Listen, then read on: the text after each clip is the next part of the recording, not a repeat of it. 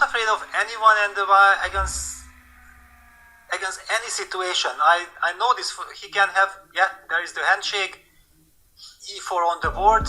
What I wanted to highlight that sometimes he has like 4 seconds on the clock, his opponent has 1 minute, and if he believes that he has slight chance to continue the game, he continues with 2 or 4 seconds also to play for a win.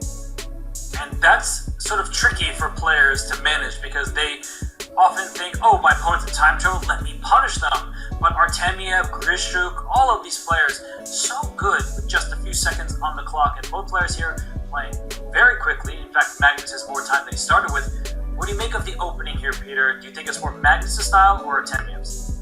Oh well, it's kind of very funny that Magnus normally never allows the marshal, but he felt like, okay, against Vladislav, let me try.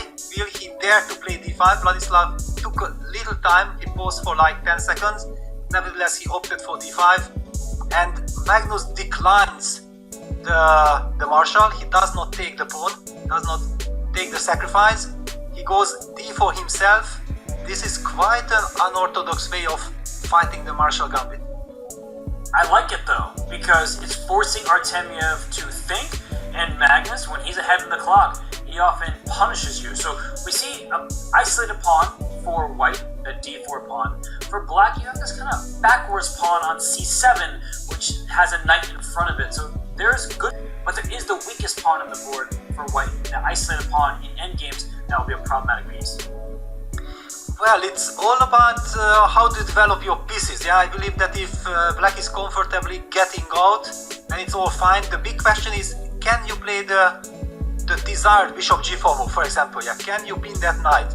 But what are the consequences? Artemiev goes for the solid bishop f6. Magnus blitzes out the move knight c3 instantly. That's the whole point of white's play.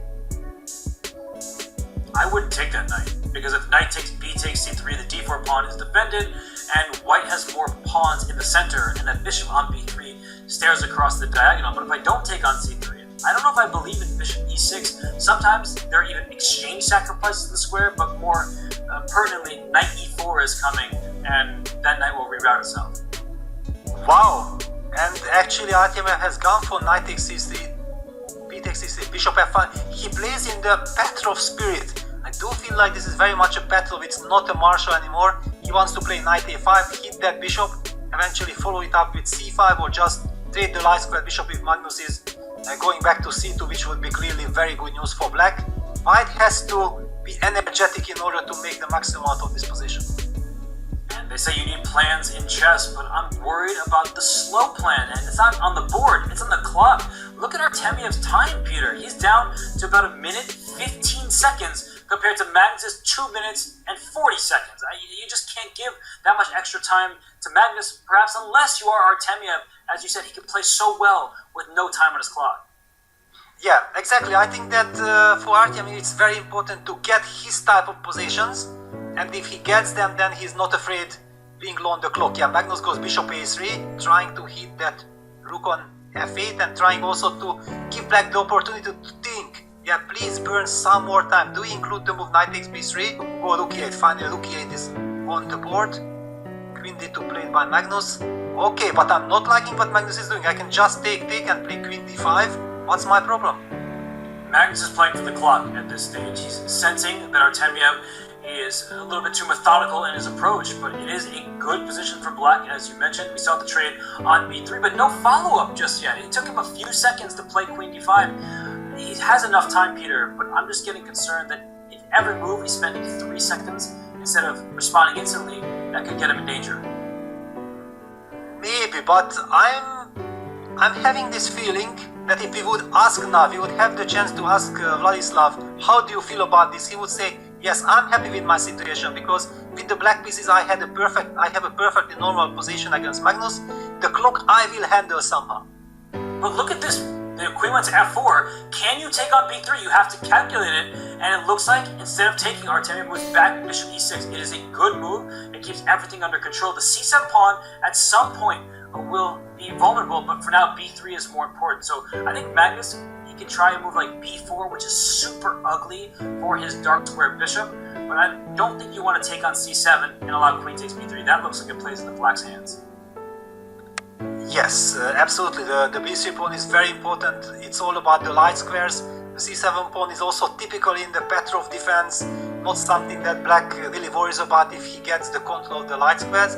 Also, not to forget about black's queenside majority. Yeah, with some a5 ideas, and there you go. That's why Magnus plays this ugly move b4 to stop a5. Yeah, at least. Yes. Sorry, Peter. I was going to say you could see him shake his head. He didn't want to play that move, but he felt he had to. Yes, and that's the point. Yeah, after queen b3, he also has to fall back with his queen to c1, protecting the bishop on a3 and the pawn on the other hand. The knight is ready to be re-employed, and there we see. Do we gonna see a repetition of moves? I think Magnus should be happy with a repetition because his position is bad, but Artemiev's clock is not so good. So here comes the queen back to b3. Magnus doesn't really have a choice besides queen c1. His bishop is under attack, as is that pawn on c3. But maybe he will move his knight. So he wants to put Artemiev on the clock. So queen c1, queen d5, and as you said, knight d2 becomes a possibility. Well, knight d2 was my idea to kick the queen out, but that's why Artemiev also plays the move queen d5. Knight d2 can be met by bishop g5, for example, pinning that knight. Yeah, and that's it. Repetition of moves, shake hands, draw agreed by repetition. Artemiev is too darn solid. What a classy player he is. He was never in trouble on the board. The only thing to note was his clock, but Magnus did the professional thing. You're not just going to win a game